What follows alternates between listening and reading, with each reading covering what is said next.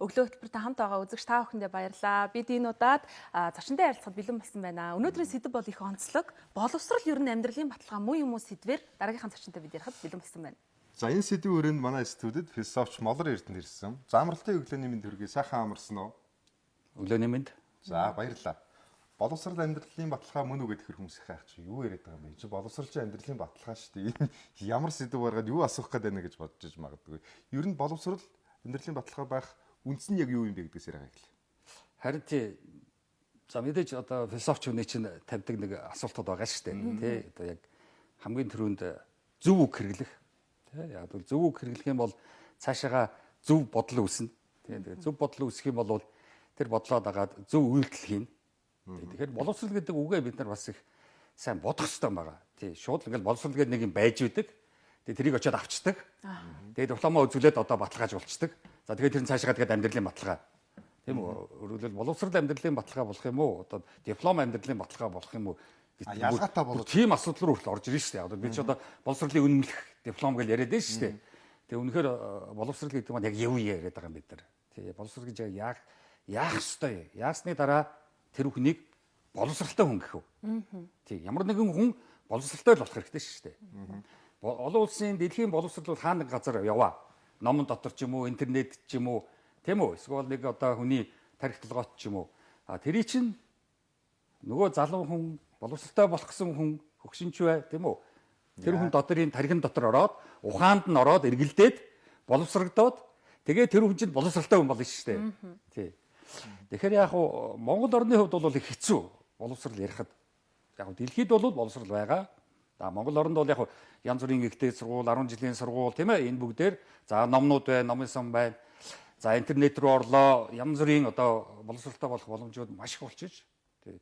Зөвхөн яг монгол хүн боловсралтай болж чадж гэнэ үү гэдэг л асуудал болчиход байгаа өнөөдөр. Тэгэхээр бас нэг зарим талаараа ингэж ярьдаг штэ хүмүүс нөгөө хэрэгсэн боловсралтай хүмүүсээс сайн хүмүүжлэлтэй хүмүүсэнд хамаагүй дээр гэж. За одоо наас их гоё юм ярьж эхэлж байна. Тий. За боловсрал бол хоёр хуваагдтыг. Тий. Нэг нь бол сургууль хүмүүжил. Хүмүүжлтэй хүн баг. Суур хүмүүжил. Одоо саяны хүн те. Тухайн тэр хүн болсон баг. Нөгөө талд бол зөвхөн мэдлэг. Мэдлэг бол мэрэгжил. Шүдний хэмж байна уу, барилгач байна уу, хуульч байна уу, тийм ээ? Физикч байна уу? Тэр мэрэгжлийг сурчлаа. Үдээж хуу байна уу? Тэгэхдээ хүмүүжлгүй хүн мэрэгжил сураад хүн ална. Гай болно. Нөгөө мэрэгжлийн өвчтөй гэдэг шүү дээ. Тийм мэрэгжлээс цаашгүй. Тэгэхээр одоо эмч хүн хүмүүжлгүй эмч хүн бол хүн ална. Хүмүүжлгүй хуульч хүн ална. Гэтэл хүмүүжил гэдэг чинь бүр бага наснаас ахуулаад үргэлжилсээр байгаад 10 жилийн сургуульд очиод, ихтэй сургуульд очиод нийгэмд хүмүүжигдээд ингээд иж өрөн хүмүүжсэн хүн гарч ирэх хэрэгтэй. Энэ хүмүүжил манад байхгүй. Ямарч боломжгүй. Тий, манай өвөө эмээ нар хүүхэд хүмүүжүүлэх ямарч дуршлаг мэдлэг байхгүй. Ээж аваад хүмүүжүүлж чадахгүй. Тэд нар сургууль хүмүүжлийн ном уншаагүй. 10 жилийн багш нар сургууль хүмүүжүүлэгч биш. Зүгээр л мэрэгжлийн хичээлүүдийг заагаад шалгаал дүн тавиал тэгэл хөөгөө гаргаж байгаа шүү дээ. За ихтэй сургууль бол диплом авах нэрийдлийн ороод тэгээ нэг 3 4 жил тэргээр гүйлдэж жагаад тэгээд энийг диплом аваад салж байгаа шүү дээ. Мөнгөө төлцсөн, цаг нь болцсон. Гэтэл ямар ч хүмүүжил байхгүй. Энэ ч л осолтой болчиход байгаа байхгүй юу? Багш нь хүмүүжлэгүй, оюут нь хүмүүжлэгүй. Сурагч нь хүмүүжлэгүй. За одоо яах вэ? Төр нь хүмүүжлэгүй. За тэгвэл бид нар чинь улсаараа Хүмүүжлэг болох. Хүмүүжлэгүй. Тэгэхээр улсаараа дутуу боловсралтай. Хагас боловсралтай. Мэргэжилтэй хүмүүс зөнд дүүрнэ. Мэргэжлийн дипломтой хүмүүс одоо зөв сүргээрээ байна. Хүмүүжлүү гэдэг чинь юу? Яс суртахангүй. Яс зүгөө. Юмыг тааруулдаггүй. Дээд доотхын ялгааг мэддэггүй. Сайнны тухай, сайн сайхан үг хэрэглэдэггүй. Одоо түр хэллээ шүү дээ. Боловсрал гэдэг үгний цаана сайн сайхан гэсэн үг явах хэрэгтэй байхгүй юу? Гэхдээ философч монголчууд бид ахугаараа хүмүүжчдэг гэж хүн болгон ярьдаг шүү дээ. Одоо хэрнээ ярьдаг. Тэгвэл энэ ахун хүмүүжил өөрөө мөн чанар дээрээ яг хүмүүжлийн нэг систем биш юм уу? Биш. Ахун хүмүүжил бол ерөнхийдөө бид нар ер нь бол Монгол орн бол хөдөөний хүмүүс. Улсаараа. Одоо Улаанбаатар бол би хамгийн том хөдөө гэж хэлээд байгаа шүү дээ. Тэгэхээр бидний тэр ахугаараа авж байгаа хүмүүжил бол тийм сайхан хүмүүжил биш. Тий. Мөн муухай юм дотор зөндөө явж байгаа. Хуваа бодсон. Тийм үү? Хүнийг ашиглах гэсэн. Хин нэгнийг хуурах гэсэн. Хин нэгнийг хуурах гэсэн. Гэхдээ хин нэгэн гэдэгтээ зөвхөн одоо танихгүй хүнийг биш. Ээжигээ хуурах гэсэн.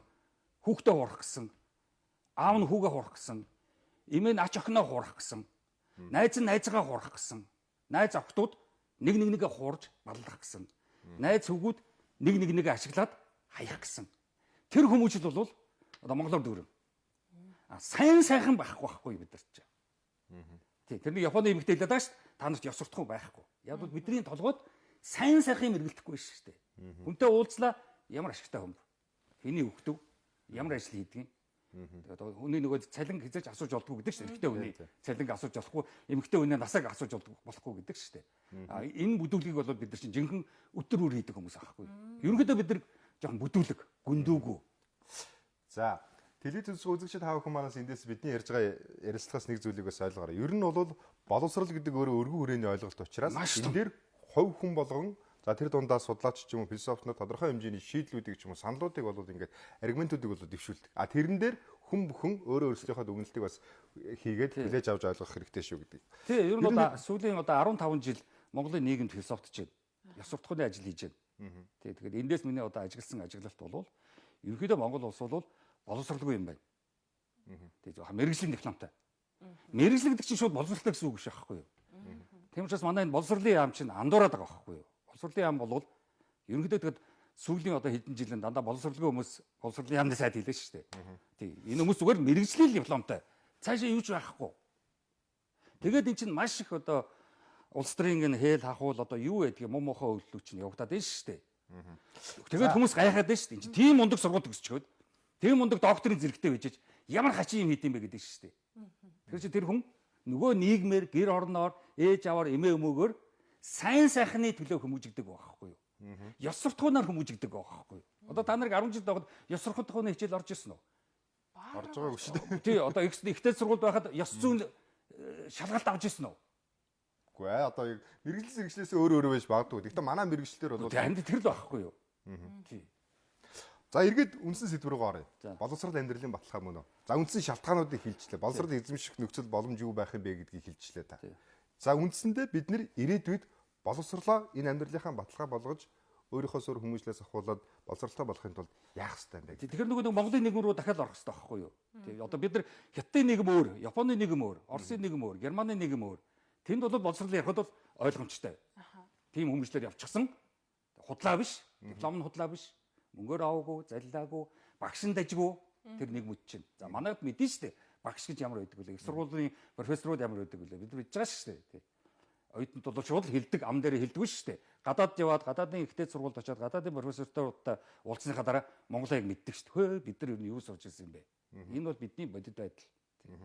Тэгэхээр Монгол оронд боловсралтай байна гэдэг бол маш хэцүү. Яг бол улс нь өөрөө боловсралгүй учраас. Нийгэм нь өөрөө боловсралгүй учраас. Тэгэхээр чи ийм боловсралгүй нийгэмд, ийм боловсралгүй Монгол оронд боловсралтай байна гэдэг бол ерөнхийдөө гай. Яг л чамайг тойроод бахан боловсралгүй юм биш шүү дээ. Чи 10 хүний дунд ганцаараа боловсралтай, 9 хүн боловсралгүй одоо чи тэгээд яах юм? Тэгэхээр Монгол орнд өнөөдөр боловсрал байна гэхэд томдоод байгаа ер нь бол манай оронд. Тий одоо Кембриж гээд Англиас нэг гачин юм оруулж ирээд хүүхдүүдийн толгой эргүүлээд байна. Хувийн сургуулиуд хүүхдүүдийн толгой эргүүлж байна. Гадаад хэлний хувийн сургуулиуд хүүхдүүдийг балалж байна. Монгол хэлээрээ яриад улсын сургуульд явах хэрэгтэй. Бүх 10 жилийн сургууль улсын сургууль болох хэрэгтэй. Яг бол тэгжээж бид нар нэгэн боловсралтай, нэгэн хэл яриатай, нэгэн ёс суртахуунтай болно. Тий. Ихтэй сургуулиуд хувийн байж болно. Маш их нарийн мэргэжил эзэмшүүлдэг. Хувийн сургуулиуд ороход 10 жилийн хүүхдүүдэд эхлээд сургууль хүмүүжил ёс суртахуун хэрэгтэй. Ямар ч ёс суртахуунд хүмүүжилгүй ээжж физиктэй сайн, химдээ сайн, тийм үү? Монгол хэлэндээ сайн. Одоо юу гэдгийг ямар ч хэрэггүй. Тоондоо сайн яах юм? Хүмүүжилгүй хүн тоон цаагаад хүн алга шүү дээ. За одоо бас нэг ийм зүйл яриад байгаа шүү дээ. Бид зүрх сэтгэлийн боловсрал гэдэг зүйлийг бас сүүлийн нэг 5 жил орчмоос л ярьж эхэллээ. Хүүхдүүдийг зүрх сэтгэлээр нь Монгол иргэн болгож хүмүүжүүлэх ёстой байна гэж ярьж байна. Би сая ярьлаа шүү дээ. Тэр нэг сургууль хүмүүжил, ёс суртахуун. Ёс суртахуун гэдэг чинь зүрх сэтгэлийн боловсрал. Сэтгэлийн боловсрал. Бид нар зөвхөн мэргэжлийн боловсрал яриад байна шүү дээ. Сэтгэлийн боловсрал, оюуны боловсрал, мэдрэмжийн боловсрал. Тэрний чинь цаана юу яаж байгаа вэ? Ёс суртахуун, гоо зүйн боловсрал. Одоо маш хэрэгтэй. Энэ бүгд чинь бидэрт ерөөсөө явагдахгүй байна. Тэгээ би хэлээд тааш 1-ээс 3 дугаар ангид ерөнхийдөө Монгол улсаараа бүх хүүхэд ёс суртахууны хичээл, гоо зүйн хичээл орох хэрэгтэй. 1-ээс 3 дугаар ангид. Дараа нь тэр физик, математик байна уу, англи хэл байна уу, юу гэдгийг тэргээ үздэг байгаа үз. Тэр бол зөвхөн цээжлэх юмнууд байхгүй. Хүн болох юм хичээлүүд орох хэрэгтэй байхгүй. Тэрээс Монгол хүн хизээж хүн болохгүй шүү дээ. Хүн болохгүй явсараад өгч шүү дээ. За, сайн явах санааных, сайхан явах заяаных гэдэг шиг. Үндсэндээ бид нар ээж аваа эцэг эхчүүд за миний хүү эрдэм боловсрал сураад сайн сайхан амьдралыг зохицлоогоод өөрөө өөрийнхөө ирээдүйг бий болгоод ингээд юм сураад ирээрэй гэж биднийг явуулдаг гэсэн бол одоо сая таны яриан дээрээс гарч байгаа нь үндсэндээ залуучууд ихтэй сургуулийн 4 жилийн одоо диплом авахын төлөө гэсэн илүүтэйгээр шууд ажлын талбар руу гардаг нөхцөл нь илүү давуу болчиход байна. Тэгвэл боловсруулаа яах юм бэ? Боловсруулаа бид нар яаж одоо нөхөж олж авч байгаа юм бэ? 3 жил 4 жил ажиллачаад тэгээд ихцээс сургууль орох хэрэгтэй. Ажиллаж байгаад эргээд боловсруулахаа Мөнгө харамлаад амьдралаас юм сурцсан. Одоо тэгээ оюутан болж болно. Нэгсэндээ өөрийгөө олцсныхаа дараа оюутан болчихсон. Тий, өөрийнхөө учрыг олцсныхаа дараа. Ааха. Өөрөөр хүн чинь байж ийм байхгүй. Бид нар ч ерөөсө хүүхэд насаас ахуулаад Монгол улс ер нь өнгөрсөн түүхэндээ шүү дээ. Социализм үед ч тэр ялгаагүй. Тий, нэг л айхтар сэхэдэн мундаг хүмүүс байсан гэдэг байгаа шүү. Хизээш тийм байгаагүй. Тэр бол худлаа. Эдэн зохиолч нар жоо худлаа ирсэн байж магадгүй. Тий, өөр юм байхгүй. За түүхчдэг мэдэн шүү дээ. Юу гэж худлаа ярьдаг. Тэгэхээр ер нь бол бид нар биш шүү дээ. Нэг л ямиг 10 жилийн хүүхдээс нэгдүгээр ангисан заах хэрэгтэй. Тэр юу вэ гэвэл хоёр том ойлголтыг л заах хэрэгтэй. Нэг бол би дотоод хүнээ мэдэж явах, ойлгож явах. Миний дотоод хүн дотор бидний сэтгэл, мэдрэмж, төсөөлөл, зүүд, мөрөөдөл өчнөө юм байгаа. Буруу бодол, буруу ойлгосон юмнууд, зөв ойлгосон юмнууд бидний дотоод хүнийг бий болгож явдаг байхгүй юу?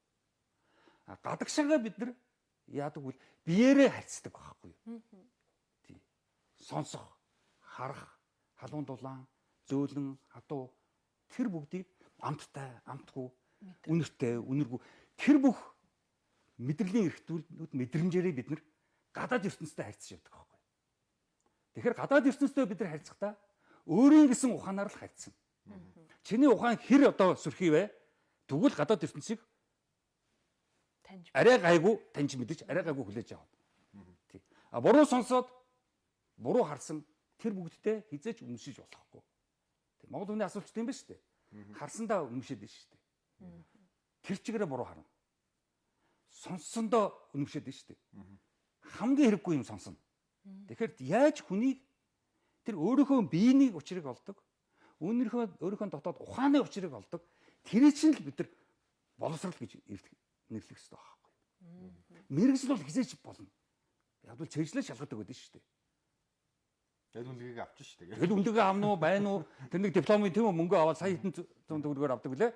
Олон өөрийнхөө боловсролыг өөрөө бий болгоно л гэдэг юм байна. Яг тэгвэл чамд мэргэжлийг дээд сургуульд ороход чинь багш заагаад өгчих нь. Тэгэл багшаас сурчин тэр мэргэжлийг. Шүдний хэмж байна уу, барилгач байна уу, хуульч байна уу? Тийм үү? Би хэн болох вэ, хүн болох вэ гэдэг чинь чиний хувийн асуудал байхгүй. Тэргээр чинь нөгөө боловсрал явагдах хэрэгтэй байхгүй. Гэтэл чи хэн болох вэ чинь манай ямар ч боловсролын системд ямар ч сургуулиуд ямар ч ээж аав тэр чинь ярихгүй заахгүй учраас хэн болох вэ чинь ерөөсөө хизээч ярихдахгүйгээр зүгээр л сайхан хүний хэлснийг давтдаг хүмүүс болчихж байгаа байхгүй юу. Эсвэл энэ тэнд харсан сонссноо давтдаг. Тэгэхээр хүмүүс тохируулаад тэргээ хийчдэг. Нөгөө дуулд нь бас таалагддаг. Тэгээд ерөнхийдөө нэг юм нөгөө блаза гэж ярьдаг шүү дээ, тийм үү? Бөмбөлөг гэж ярьдаг шүү дээ, хөөсөн зэрэг. Бөмбөлөг дотороо л яваад байгаа байхгүй юу? Одоо ярилцсан дундуураас үзэгчид тав охин манаас нэг зүйлийг ойлгосон баг. Ер нь боловсролыг хэрхэн яаж өөртөө бий болгож авах юм? Гэхдээ боловсролыг эзэмших чадвар хувь хүн өөрөө өөрийгөө боловсруулахаас эхлэх юм аа л гэдэг гол үнцгийг бас ойлгосон болоо гэж бодож байна. Танд баярлалаа, ажилтнаа амжилтсаа. Зүгээр.